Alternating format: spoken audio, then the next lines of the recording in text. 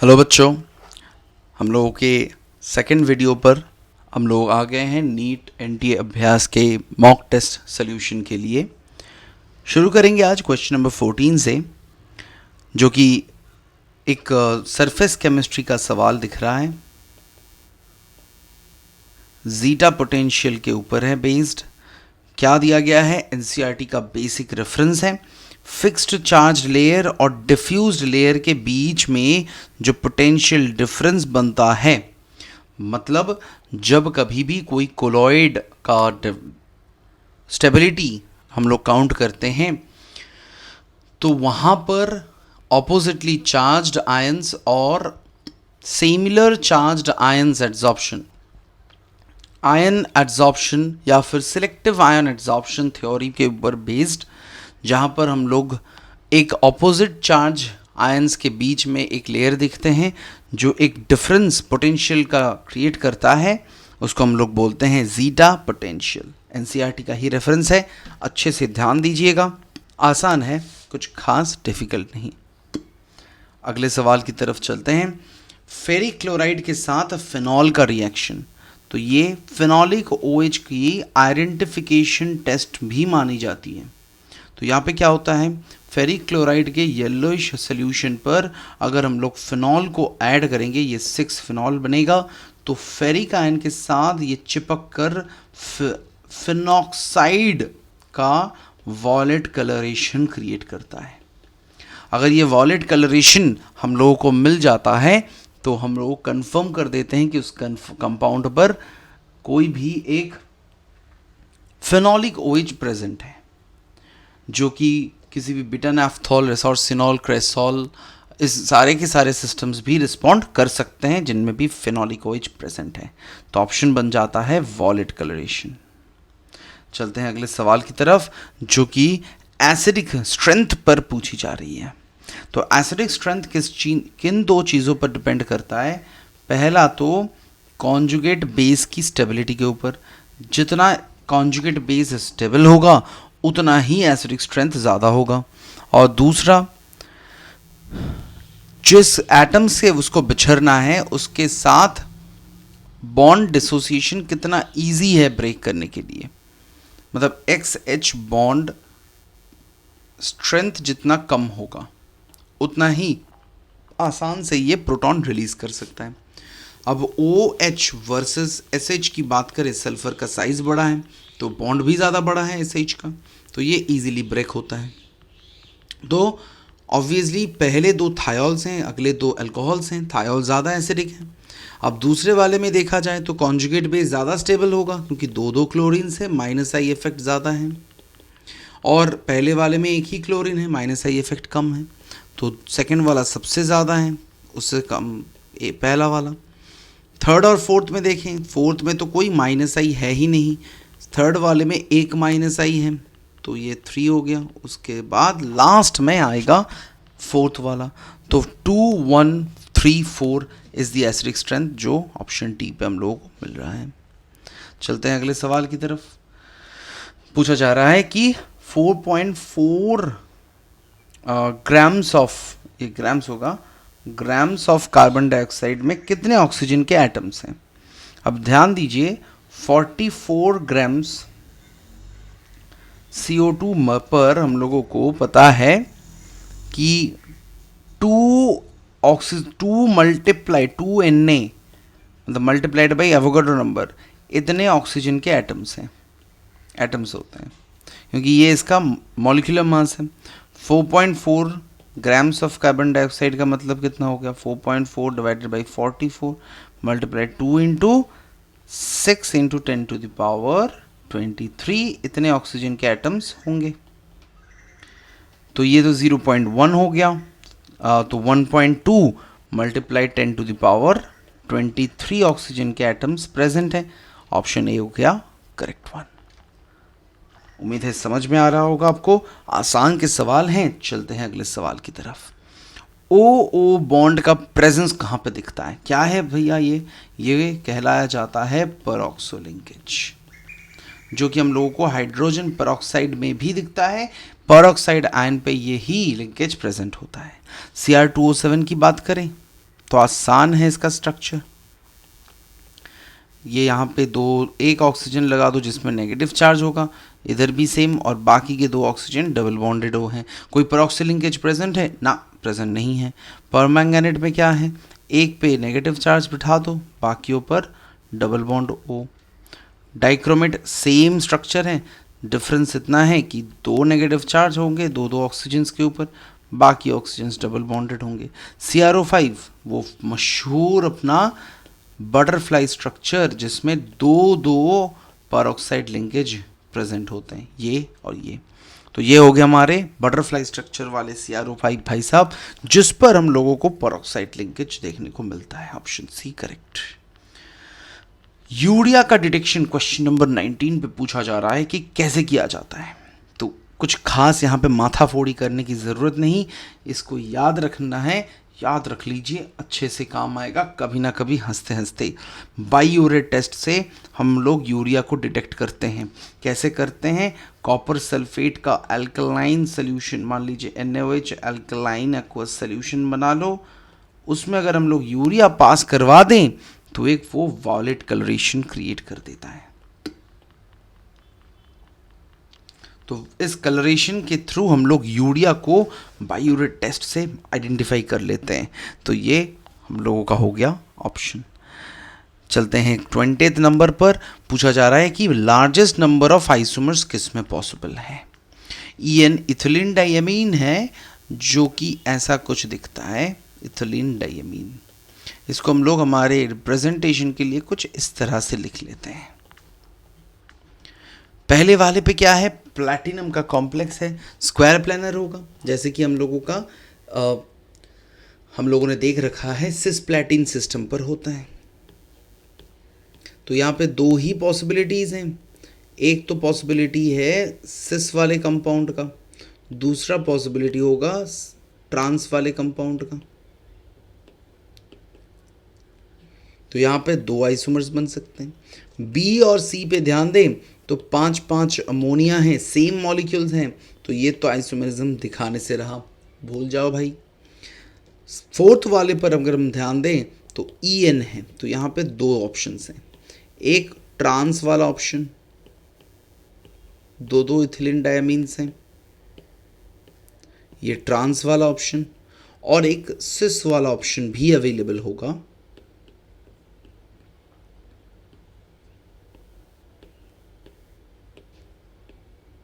कुछ ऐसा। पहले पे ध्यान दें तो यहाँ पे एक सिग्मा प्लेन ऑफ सिमेट्री है, मतलब ये एकाइडल सिस्टम है, तो ये तो ऑप्टिकल आइसोमेरिज्म नहीं दिखा सकता, ऑप्टिकल इनएक्टिव है इसका ट्रांसफॉर्म। दूसरे वाले पे ध्यान दें तो कोई भी सिग्मा प्लेन प्रेजेंट है ही नहीं, तो ये कायरल है, सिस वाला कायरल है। तो इसमें 2 पॉसिबिलिटीज़ होंगे, 2 एनांशियोमेरिक पेयर्स होंगे। तो टोटल कितने आ गए? 3। मैक्सिमम नंबर ऑफ आइसोमर्स इसी में आएंगे, मिल गया हमारा ऑप्शन। चलते हैं अगले सवाल की तरफ। बहुत ही आसान सा सवाल है, कुछ ज़्यादा दिमाग मत लगाइए। सिलिकेट्स या फिर सिलिका, इसमें कॉमन सा बेसिक स्ट्रक्चरल यूनिट कौन सा है, यही बना है सवाल। तो आराम से, ज़्यादा कुछ दिमाग नहीं लगाना। पायरोसिलिकेट, चेन सिलिकेट, ऑर्थोसिलिकेट, इतना कुछ अगर आपको याद में नहीं आ रहा है कोई दिक्कत नहीं है, सिंपल NCERT के कॉन्टेक्स्ट को उठाइए। सिलिकेट का बेसिक यूनिट होता है SiO4 4-। कुछ टेट्राहेड्रल यूनिट्स की तरह हैं, ये ऐसे दिखते हैं। तो यही हम लोगों का बेसिक यूनिट SiO4 4-। अगला सवाल पूछा जा रहा है कि कौन एसिटिक एसिड को कन्वर्ट करेगा इथेनॉल, मतलब इसमें एक रिड्यूसिंग एजेंट चाहिए। क्या क्या रिड्यूसिंग एजेंट हो सकते हैं? अगर हम लोग सोडियम अल्कोहल की बात करें तो वो एस्टर को अल्कोहल में बदलता है, नहीं हो सकता। लिथियम एल्यूमिनियम हाइड्राइड शानदार है, कार्बोक्सिलिक एसिड को आराम से अल्कोहल में रिड्यूस कर सकता है, उसके बाद वो कुछ नहीं करता। लेकिन हाइड्रोजन प्लैटिनम ये फुद्दू से हैं, इनको कुछ खास अकल है नहीं, ये अल्कोहल तक तो रिड्यूस करेंगे, उसके बाद अल्कोहल को भी रिड्यूस कर देंगे, ये भी नहीं हो सकता। 10HCl तो कार्बोक्सिलिक एसिड के सिस्टम पर लगता ही नहीं, वो नाइट्रो ग्रुप के ऊपर अपना जो भी मोह माया चलाना है वो करता है, तो 10HCl तो हमारे पिक्चर से भाई आउट है। तो लिथियम एल्यूमिनियम हाइड्राइड हम लोगों का करेक्ट ऑप्शन बन गया। चलते हैं अगले सवाल की तरफ। फॉर्मिक एसिड कैसे बनाते हैं? अब ये तो हम लोग को याद करने वाली, थोड़ी सी याद करने वाली चीज़ है। फॉर्मिक एसिड को सिर्फ बनाया जाएगा ऑक्जेलिक एसिड से, ग्लिसरॉल ट्रीटमेंट। याद रखिएगा, बहुत ही इंपॉर्टेंट सा सवाल है कि अगर हम लोग ऑक्जेलिक एसिड के साथ ग्लिसरॉल मिक्स कर दें और उसको हीट करें 100 डिग्री पर, बहुत इंपॉर्टेंट है, तो ये बना देगा फॉर्मिक एसिड। ये फॉर्मिक एसिड का प्रिपरेशन प्रोसेस भी है, ऑप्शन सी हो जाएगा करेक्ट। उसके बाद वाले में क्या बोला जा रहा है कि रेट ऑफ डिफ्यूजन ऑफ ए, वो रेट ऑफ डिफ्यूजन बी के मुकाबले 5 गुना ज़्यादा है, तो इनके डेंसिटी रेशियो पे क्या होगा? ग्राहम्स लॉ को अप्लाई करते हैं तो डेंसिटी इन्वर्सली प्रोपोर्शनल होगा रेट ऑफ डिफ्यूजन के साथ, तो density of B divided density of A. तो अगर इसको हम लोग रेसिप्रोकल कर लें, क्योंकि ए इज टू बी पूछा गया था, तो ये स्क्वायर रूट को हटाने के लिए हम लोगों ने स्क्वायर कर दिया, तो 1/25, 1:25 का रेशियो, ऑप्शन ए हो गया हमारा करेक्ट ऑप्शन। अगले सवाल की तरफ चलते हैं। क्या पूछा जा रहा है? Which of the following is the energy of a possible excited state of hydrogen? बड़े आसान से करेंगे, कुछ ज़्यादा माथा नहीं लगाना है हम लोगों को। एनर्जी किसी भी nth ऑर्बिट का वो ऐसे रिलेटेड होता है z²/n²। z क्या है सर? इतने इलेक्ट्रॉन वोल्ट पे। z होता है एटॉमिक नंबर, वो तो यहाँ पे हाइड्रोजन के लिए 1 हो गया। अब अगर हम लोग E1 देखें तो वो -13.6 इलेक्ट्रॉन वोल्ट है। अगर इनका वैल्यू 2 आप लोग लगा दो तो वो 13.6 डिवाइडेड बाई 4 हो गया, -3.4 इलेक्ट्रॉन वोल्ट। तो उसके बाद भी जाने की ज़रूरत यहाँ पे है नहीं, क्योंकि -3.4 से कम वैल्यू तो यहाँ पे दिया नहीं गया। इसके बाद -1.51, -8.5, -0.54, इस तरह से वो कम होता जाएगा। कम से कम 5th लेवल तक याद रख लीजिए, वैल्यूज़ जल्दी से जल्दी बन जाएंगे। तो प्लस में तो भाई साहब पॉसिबिलिटीज़ है ही नहीं, भूल जाओ। 6.8 का कोई वैल्यू आ नहीं सकता, क्योंकि सारे के सारे एनर्जी लेवल क्वांटाइज्ड हैं, ये भी नहीं हो सकता। तो -3.4 इलेक्ट्रॉन वोल्ट आंसर। ज़्यादा हम लोगों को टाइम वेस्ट नहीं करना है, जल्द से जल्द सवाल बनाने हैं। Dissociation constant of acetic acid and form ammonium hydroxide ये हैं, दोनों के वैल्यूज सेम हैं। Equilibrium constant for the reaction क्या होगा? तो रिएक्शन क्या होगा वो पहले लिख लें।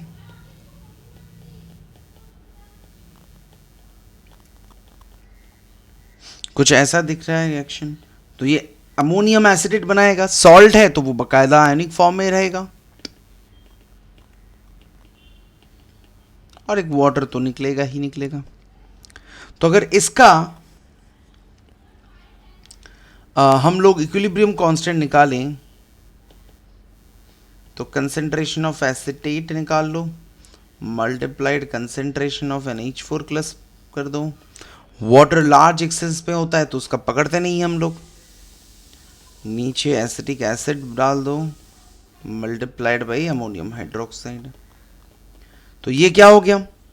ये एक्चुअली हम लोगों का हो गया इसका इक्विलिब्रियम कांस्टेंट का एक्सप्रेशन। अब अगर इसको हम लोग थोड़ा बहुत रीअरेंजमेंट पे फोकस करें तो ध्यान दीजिए, एसिटिक एसिड का अगर डिसोसिएशन आप कंसिडर करोगे तो वो कुछ ऐसा दिखता है, एसिटेट प्लस H प्लस। उसके लिए Ka का एक्सप्रेशन होता है कुछ ऐसा, acetate concentration multiplied H plus divided acetic acid, तो वो Ka का एक्सप्रेशन है।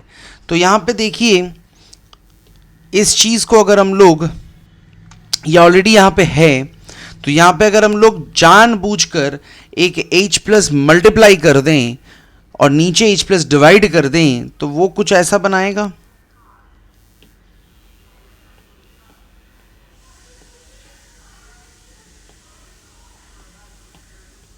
वो कुछ कुछ ऐसा बनाएगा ताकि हम लोगों को के का एक्सप्रेशन मिले। हम लोगों ने H प्लस को डिवाइड भी कर दिया।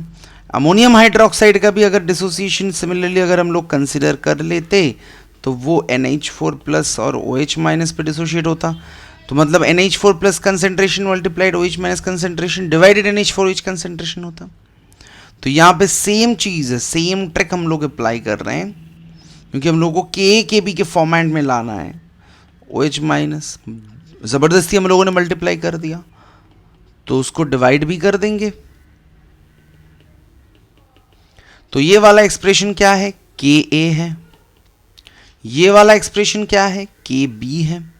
नीचे का एक्सप्रेशन क्या है, Kw है, H plus multiplied OH minus. अब Ka और Kb दोनों का ही value 1.8 multiply 10 to the power minus 5 बताया गया था, होल स्क्वायर कर देते हैं। Kw का value 10 to the power minus 14 होता है, ऊपर गया तो 10 टू द पावर 4 हो जाएगा, तो 1.8 square into 10 to the power 4, option C हो गया करेक्ट आंसर। आसान है, चलते हैं अगले सवाल की तरफ। क्वेश्चन नंबर 27 क्या पूछ रहे हैं, which of the following metal is extracted bye amalgamation process. Informative है, ओर्स एंड मेटलर्जी के ऊपर बेस्ड है। ओर्स एंड मेटलर्जी के ऊपर बेस्ड सवाल है। किस तरह से हम लोग इसको करने वाले हैं टैकल, अमलगमेशन टेक्निक से क्या क्या ओर्स निकलते हैं, किसको किसको हम लोग एक्सट्रैक्ट करते हैं, बस उस चीज़ का हम लोगों को याद रखना है। तो यहाँ पे सिल्वर का हम लोग इस तरह से एक्सट्रैक्शन करते हैं, ये बस याद रखना है कि अगर हम लोग क्यूप्रस क्लोराइड से ट्रीट कर लें, क्योंकि कॉपर सिल्वर से ज़्यादा एक्टिव होता है, तो वो सिल्वर क्लोराइड का प्रेसिपिटेट डालता है, उसके साथ ही साथ क्यूप्रिक सल्फाइड का भी प्रेसिपिटेट आता है। सिल्वर क्लोराइड को अलग करके अमलगमेट करा जाता है, मतलब अमलगमेशन बना के उसको उस मिक्सचर से अलग किया जाता है, ताकि मर्क्यूरी क्लोराइड अलग हो जाए और सिल्वर निकल आए। तो इस तरह से हम लोग सिल्वर को निकालते हैं, एक्सट्रैक्ट करते हैं अमलगमेशन टेक्निक को यूज़ करके। आसान है बट इंफॉर्मेटिव है, तो याद रखिएगा, अच्छे से पढ़िएगा ये वाला कॉन्टेक्स्ट। अगले सवाल की तरफ चलते हैं हम लोग। The inactivation of a viral preparation in a chemical bath is found to be first order. कुछ इधर उधर की बातें की गई हैं। Rate constant for the viral reaction inactivation is if in the beginning is 1.5% of the virus is inactivated per minute. The rate constant क्या पूछा जा रहा है, the rate constant of the viral inactivation if in the beginning 1.5% of the virus is inactivated per minute is, इसका मतलब rate constant पर minute पे निकालने के लिए पूछ रहे हैं ये लोग, जबकि ये बोल दिया जा रहा है कि for the viral inactivation if in the beginning 1.5% of the virus is inactivated in the beginning, correct है। तो आसान है कैसे करने वाले हैं हम लोग इसको, पर मिनट पे इसको निकालने के लिए बोला गया है। सबसे पहली बात,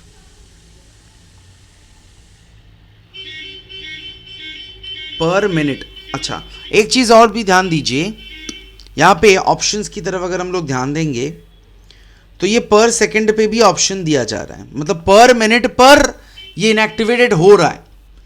1.5% of the virus is inactivated पर मिनट, मतलब हर मिनट पर इतने परसेंट करके इनएक्टिवेट हुए जा रहे हैं। तो पहले के पर मिनट पर देखें, सेकंड पर अगर निकालें, सेकंड इनवर्स पे ऑप्शंस दिए गए हैं, तो टी को अगर हम लोग 60 सेकंड मान ले पर मिनट, तो पहले 60 सेकंड पर क्या हुआ है, क्योंकि ये फर्स्ट ऑर्डर है, इसका रेट कांस्टेंट तो चेंज होने वाला है नहीं, वो सेम रहेगा। तो क्या होगा, 1/60 मल्टीप्लाइड ln 100 डिवाइडेड 100 माइनस 1.5 पर डीएक्टिवेट हो रहा है। तो 100 माइनस 1.5 कितना होता है? 98.5। तो 1/60 ln 100 डिवाइडेड 98.5, उसका वैल्यू ऑलरेडी दिया गया है 0.01511। डिवाइड कर देंगे 60 के साथ, निकलेगा कुछ 2.5 10 times 10 to the power -4। Second inverse में आंसर निकाला है हम लोगों ने, आंसर आ गया ऑप्शन बी। अगला सवाल क्या बोल रहे हैं? Consider the following standard electrode potentials in aqueous solutions. यहां पे एल्यूमिनियम और थैलियम की बात कही गई है यहां पे। तो एल्यूमिनियम का M3+M और M+M, एल्यूमिनियम और थैलियम दोनों के लिए ही बोल दिए गए हैं। उसके बेसिस पे क्या पूछा जा रहा है? Based on this data which of the following statement is correct. मतलब Tl+ aluminium plus Tl3+ aluminium 3+ में कौन ज्यादा स्टेबल है, उसके ऊपर यहां पे आर्ग्यूमेंट है। तो आसान है, देखिए स्टेबिलिटी को हम लोग हमेशा गिव्स फ्री एनर्जी के हिसाब से बोल सकते हैं। जिसका गिव्स फ्री एनर्जी जितना ज़्यादा नेगेटिव है वो उतना स्टेबल है। सही है। सो डेल्टा जी नॉट को -NFE0 के साथ कनेक्ट कर दीजिए। सही बात। अब जिसका E0 जितना ज़्यादा पॉजिटिव है वो उतना ज़्यादा स्टेबल है। तो एल्यूमिनियम का +3 से एल्यूमिनियम स्टेट तक जाने के लिए E0 नेगेटिव आ रहा है, वहीं पे +1 से M तक जाने के लिए पॉजिटिव आ रहा है। थैलियम की बात करें तो वो +3 से M तक जाने के लिए पॉजिटिव है, +1 से M तक जाने के लिए नेगेटिव है। मतलब क्या है? नेगेटिव है, मतलब इस वाले के लिए एल्यूमिनियम +3 से एल्यूमिनियम तक जाने के लिए डेल्टा जी पॉजिटिव होगा, वहीं पर एल्यूमिनियम प्लस से एल्यूमिनियम तक जाने के लिए डेल्टा जी नेगेटिव होगा बेस्ड ऑन दिस डेटा। और थैलियम की बात करें तो वो उल्टा है, मतलब थैलियम प्लस से थैलियम तक जाने के लिए डेल्टा जी पॉजिटिव होगा, जब बल्कि सॉरी ये +3 होगा, +3 से थैलियम तक जाने के लिए वो ये नेगेटिव है।